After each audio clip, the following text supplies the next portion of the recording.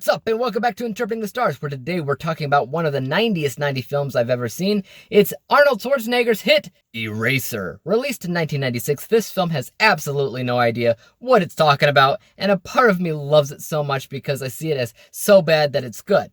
But at the same time, you have to understand that they were actually trying to be serious. They were trying to make a serious film, and it's just, a lot of this film doesn't translate very well with a modern audience, and I'll try to explain what I mean in a second. So, is this film a waste of time to watch, or would you actually consider part of it masterful in some ways?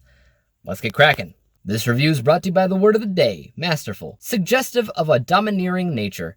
Eraser follows around John the Eraser Kruger, played by Arnold Schwarzenegger, a U.S. Marshal with the expertise in erasing witnesses and placing them in the Witness Protection Program, WITSEC. And his latest assignment is to protect Lee Cullen, played by Vanessa Williams, who has just uncovered a conspiracy from her weapons manufacturing building to build an illegal EMP weapon.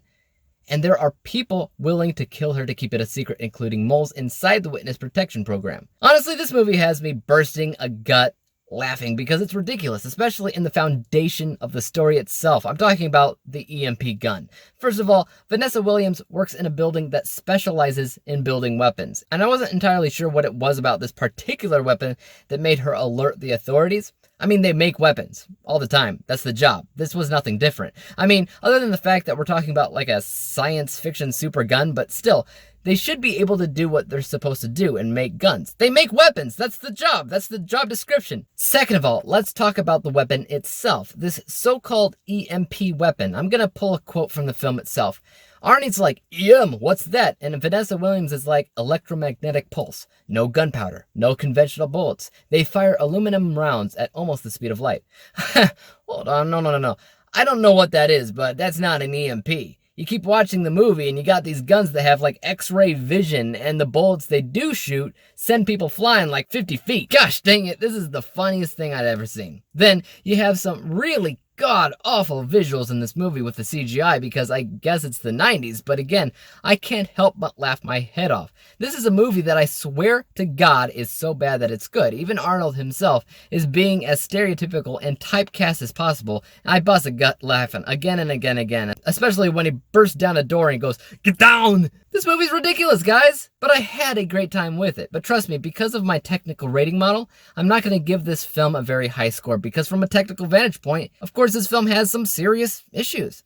That CGI crap is distractingly bad. That's technically accurate. That plays into my unbiased score, while my bias was thoroughly enjoying it. The presentation of WITSEC and Arnold Schwarzenegger's typecast version of himself as a U.S. Marshal, nonetheless, is honestly not very believable, nor is their futuristic sci-fi computers that schedule people to be erased. I'm sure the actual process of witness protection is probably boring and bureaucratic, but they made it an action film. When you think back to this film, I guarantee you won't be thinking about WITSEC. You'll be thinking about another Arnie film that kind of feels like a knockoff of Terminator. I mean, heck, instead of him saying, "You are terminated," he says, "You have just been erased."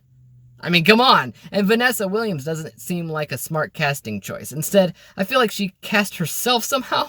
This film is undoubtedly flawed, but in my opinion, it's also a bunch of fun. I love me some 90s cheese, guys. Back in the 90s, I'm sure it worked for what it was. But in 2020, it's just so bad that it's good. Like I said, I wouldn't mind watching this film again because of it, but don't expect a glowing score. From an unbiased vantage point, as I've already said, this film has some seriously obvious problems. And the biggest thing is that when it came out, it was trying to be a serious action film. It wasn't trying to embrace the fact that they knew their movie was ridiculous. If it was more self-embracing of its ridiculous nature, I feel like my score would be a lot higher, but as it is now, my unbiased technical score is 64%. However, because I had a great time with the movie and find it to be mostly so bad that it's good, my bias score is 76%, and when we average the two scores together, we wind up with a final score of 70%, 70 out of 100 possible stars, granting this film with a letter grade of C-, which is the highest score I could possibly give this film. I can't ignore that it has problems. I wish I could, but I can't, especially because it was trying to be serious.